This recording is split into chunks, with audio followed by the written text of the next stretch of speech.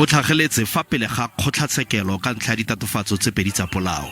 Ditsala tsa gagwe di ne di tlile go mo ema nokeng. Gareng ga bone ke mokhuduthamaga ba le Babedi ba maloba, le Gileon Mashego.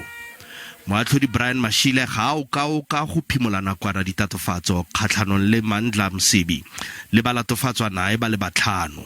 Mme jaanong ba neilwe kgololosego ya nakwana. It was expected because we indicated from the onset that this thing is malicious, fabricated, so there's nothing surprising of today's decision.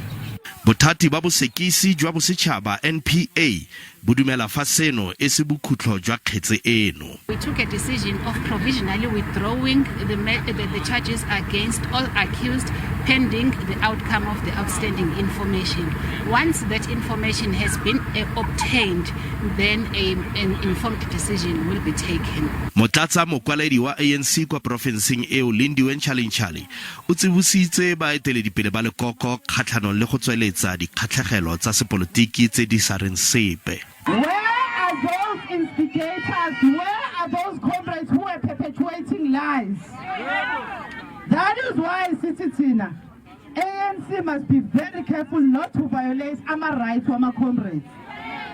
They must not be taken on a ride by comrades who have a political agenda other than what the ANC stands for. Msibi o tlhophilwe go nna motshwaramatlotlo wa ANC kwa profenseng eo ka moranang. Ona ikgogela thoko ka gangwe fela go latela kgakololo ya baeteledipele ba lekoko fa kgetse kgatlhanong nae e ne e santse e tswelela.